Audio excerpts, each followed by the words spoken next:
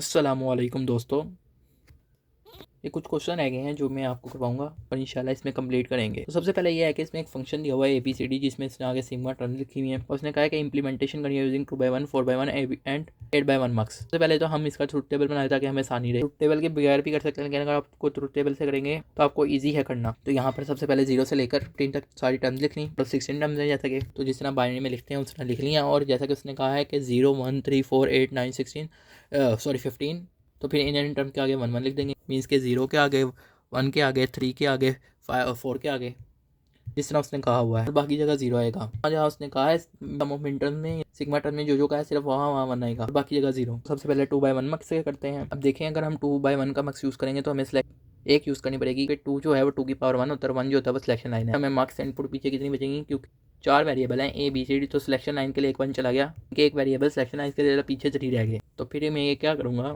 D को जो है वो सिलेक्शन लाइन के लिए रख लेता हूँ और मार्क्स इनपुट जो है वो ABC रख लेता हूँ। अब हम इसे 2/1 के जरिए इंप्लीमेंट करेंगे। सबसे पहले आप 2/1 का मार्क्स बनाएंगे। सबसे पहले यानी इंप्लीमेंटेशन करेंगे फिर बनाएंगे। सबसे पहले इंप्लीमेंटेशन टेबल बना लिया और यहाँ पे मैंने ABC लिखा है और जाहिर बात है तो ABC का मतलब 3 वेरिएबल है, तो फिर टोटल 2 की पावर 3 मीन्स के 8 आउटकम्स होंगे जो कि मैंने यहाँ पे लिखे हैं तरतीब से 0 0 0 0 0 1 एंड सो ऑन।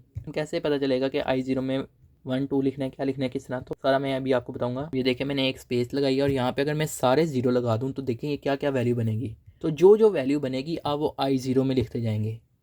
मीन्स के सबसे ऊपर वाला जो है वो 0 0 0 0 है, 4 0 मीन के जो कि बाइनरी में यानी डेसिमल में 0 होता है। इसी तरह ये जो है ये क्या होता है 2 होता है, ये क्या होता है ये 4 होता है, इसी तरह ये क्या होता है 6 होता है, ये क्या होता है 8। इस तरह लिखेंगे आप, तो ये I0 में लिखेंगे। यानी कि ये देखें पहले 3 0 थे, यानी कि 3 थे, अब मैंने एक और स्पेस लगाई है और स्पेस लगा के देखें तो अगर आप हर स्पेस के आगे 0 0 लगा दें तो देखें फिर ये क्या बनता है डेसिमल में। तो अगर इसको देखा तो ये डेसिमल बनता है ये 0, इसको देखे तो 2 बनता है, ये बनता है 4, ये बनता है 6, ये बनता है 8, ये बनता है 10, ये बनता है 12, ये बनता है 14। तो अगर मैं 0 की जगह 1 1 लगा दूँ सब जगह स्पेस वाली जगह पे, ये जो मैंने जहाँ पे ब्लैंक लगाई है उसे मैं स्पेस कह रहा हूँ, अगर मैं स्पेस वाली जगह पे लाइन में 1 लगा दूँ तो आप देखें आप इसे कन्वर्ट करें तो ये फिर जो भी आएगा फिर वो I1 में लिखें। अगर 1 होगा तो फिर I1 में, अगर 0 होगा तो I0 में। तो ये देखें 0 0 0 1 जो था वो क्या था 1, ये क्या था ये 3 होता है, ये क्या था 5, ये 7, इस तरह ये लिखेंगे I1 वाले कॉलम में, इस तरह लिख दिया।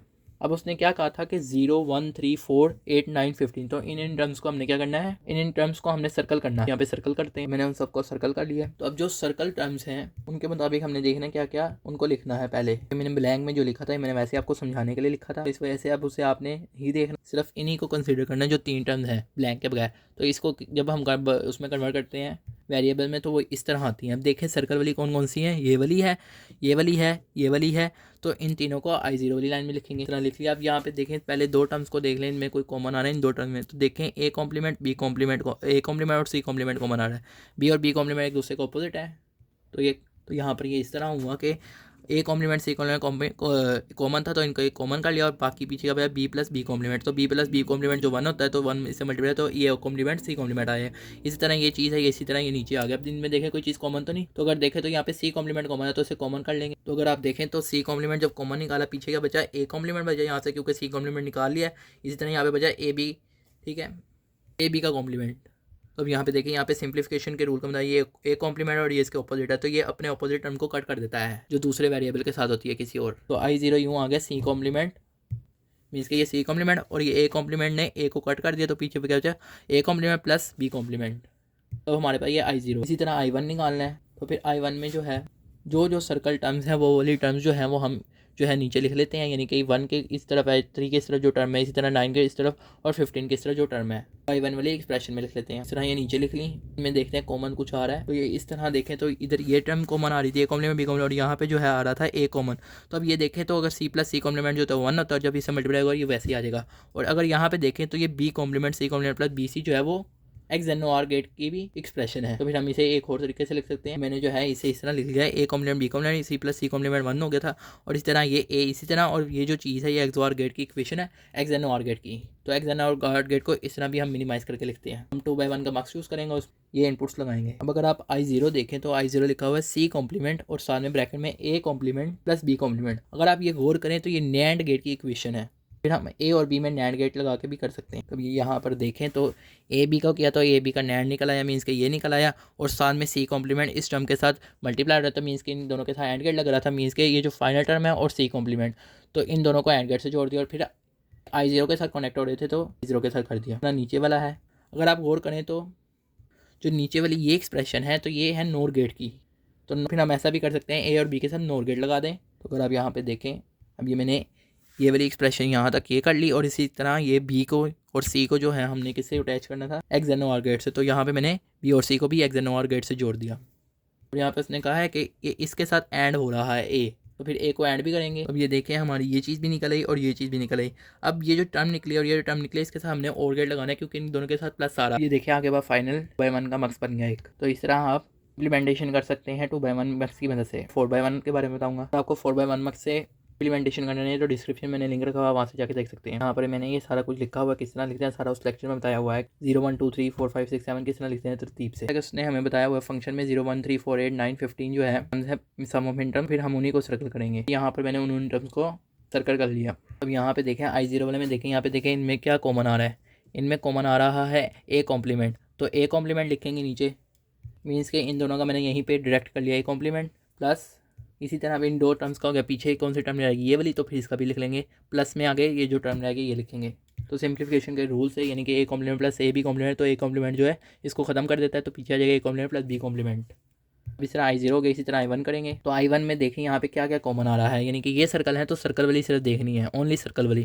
तो यहाँ पे देखें a कॉम्प्लीमेंट b कॉम्प्लीमेंट, तो यहाँ पे देखें इन दोनों जगह पे जो आ रहा है कॉमन सिर्फ b कॉम्प्लीमेंट आ रहा है, तो i1 में हमारा b कॉम्प्लीमेंट होगा। इसी तरह अगर i2 देखें तो होगा 0, क्योंकि उसमें कोई भी टर्म सर्कल नहीं है। जब कोई भी टर्म सर्कल ना हो फिर हम 0 लिखते हैं। इसी तरह सिर्फ और सिर्फ ये दो टर्म्स रहेंगी, क्योंकि दो सर्कल है। अब यहाँ पे देखें इनमें कुछ कॉमन आ रहा है, तो यहाँ पे देखें कुछ भी कॉमन नहीं आ रहा, फिर सिर्फ जो टर्म्स आ रही है मीन्स के a complement b complement plus a भी आ रहा है तो उसको लिख देंगे। तो i3 ये निकले। अगर आप इसे गौर करें तो ये a एक्स और b की प्रॉपर्टी है, फिर हम इसे a एक्स और b लिख देंगे। यहाँ पे सारी टर्म लिख लेते हैं ताकि हमें डायग्राम बनाते हुए आसानी रहे। तो यहाँ पे मैंने इस तरह लिख लिया है, 2/1 का मक्स भी बना लिया है। i0 में क्या है, 0 है, तो i0 में a complement plus b complement है।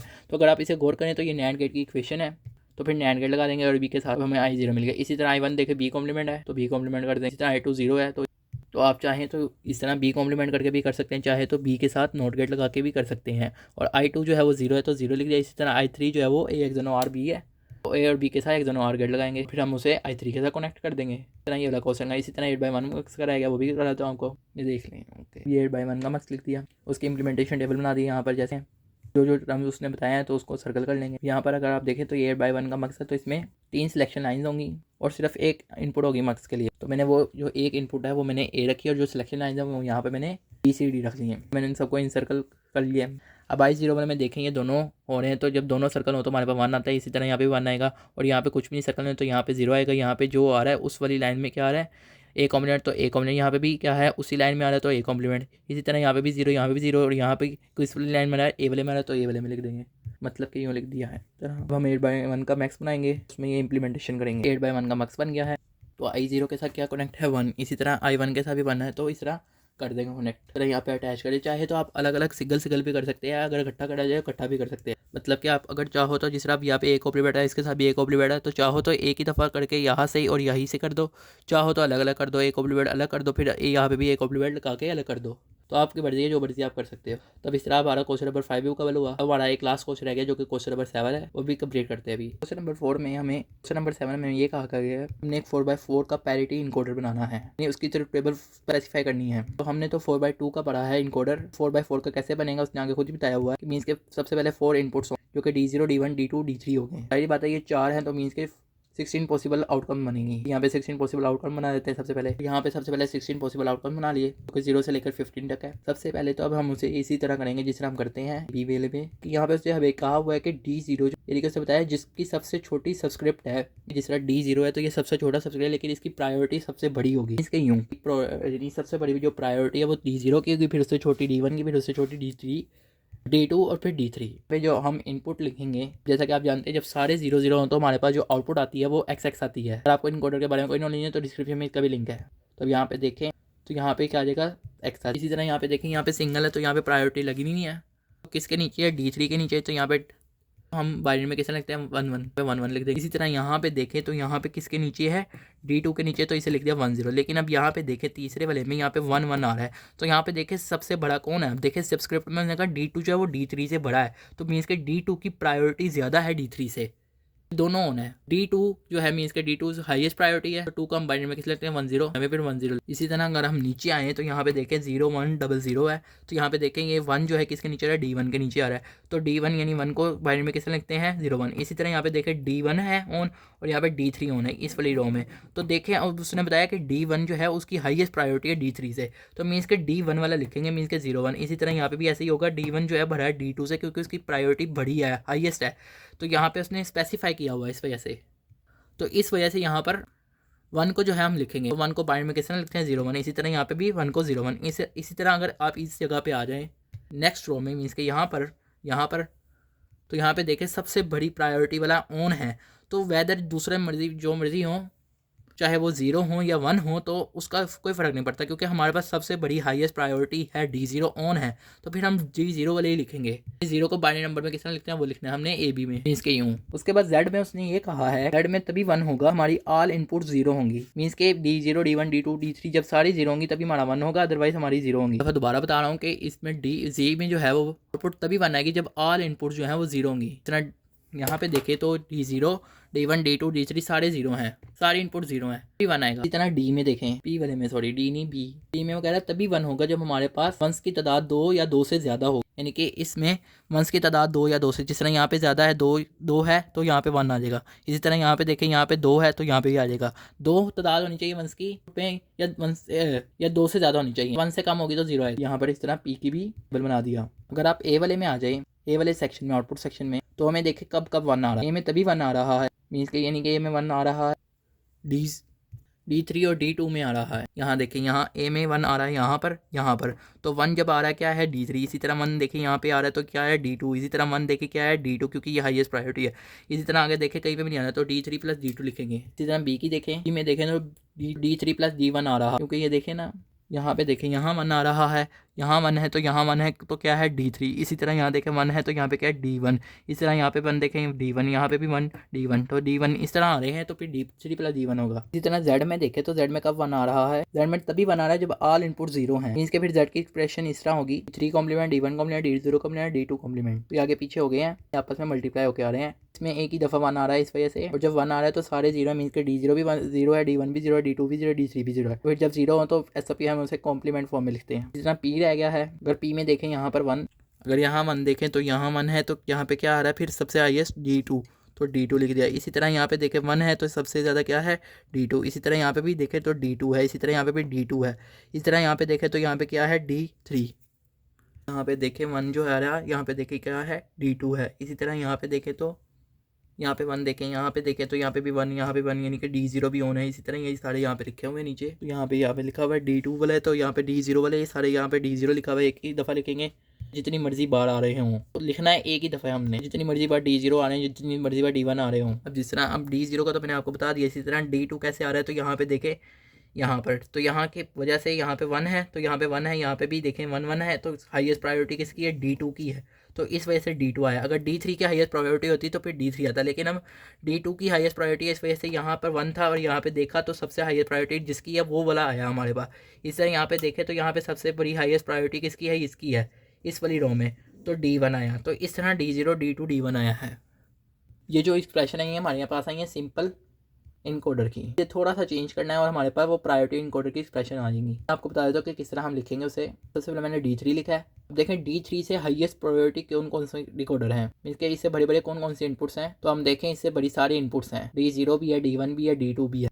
तो लेकिन हमने D3 के साथ जो देखे कौन से जो है यहाँ पर इंक्लूड नहीं है, इससे हाईएस्ट D3 से हाईएस्ट, D3 से हाईएस्ट अगर आप देखें तो D2 इंक्लूड है मगर D1 और D0 इंक्लूड नहीं है। यानी कि यहाँ पे देखें ना D3 है और D2 है, यानी कि D3 से हाईएस्ट जो है वो D2 मौजूद है जबकि D1 और D0 मौजूद नहीं है। मौजूद ना हो फिर हम उनको इस तरह लिखते हैं। तो इस तरह अगर D2 भी मौजूद ना होता फिर हम D2 का भी कॉम्प्लीमेंट इसमें लिखते। इसी तरह आगे प्लस ये D2 को भी लिखेंगे। अब D2 को भी देखें ना, D2 से हाईएस्ट प्रायोरिटी कौन सी है, D0 और D1 है। छोटी प्रायोरिटी उनको नहीं देखना, सिर्फ बड़ी प्रायोरिटी को देखना है। तो उसने जैसा कि उसने स्पेसिफाई किया हुआ है कि 2 से बड़े जो है वो D1 और D0 है, और वो देखिए यहाँ पे मौजूद है, यहाँ पे मौजूद नहीं है। यहाँ पे तो है लेकिन उस तरह मौजूद नहीं है असल हालत में। यहाँ पे एक्सप्रेशन की सूरत में मौजूद है, यानी कॉम्प्लीमेंट की सूरत में मौजूद है लेकिन एक्चुअल में मौजूद नहीं है। फिर जब एक्चुअल में मौजूद ना हो उनको लिखते हैं। जनाब हमारे पास ये जो एक्सप्रेशन निकली है ये प्रायोरिटी इनकोडर की एक्सप्रेशन निकली है ए की। ना बी की देखें तो बी में देखें D3 से हाईएस्ट वाले देखें कौन कौन से सिर्फ इंक्लूड नहीं है, जो इंक्लूड है वो देखने हैं। D3 से हाईएस्ट जो है D0 और D2 इंक्लूड नहीं है, D1 इंक्लूड है, क्योंकि यहाँ पे देखें ये D1 इंक्लूड है, तो इंक्लूड नहीं है, उनका कॉम्प्लीमेंट उसके साथ लिखेंगे। अगर D1 भी मौजूद ना होता फिर हमने D1 का कॉम्प्लीमेंट, लेकिन D1 मौजूद है तो ऐसे हमने उसका कॉम्प्लीमेंट नहीं लिखा, सिर्फ हाईएस्ट प्रायोरिटी वाले नंबर लिखेंगे और उसको कॉम्प्लीमेंट फॉर्म में लिखेंगे, और वो लिखेंगे जो नहीं मौजूद एक्सप्रेशन में, मौजूद है उनको नहीं लिखेंगे। इसी तरह हमारे पास Z की भी ये आ गई फाइनल एक्सप्रेशन, यानी कि ये और ये। अब इसके बाद आ जाते हैं आगे बी की एक्सप्रेशन आ गई, सॉरी ए और बी की आ गई अभी तक।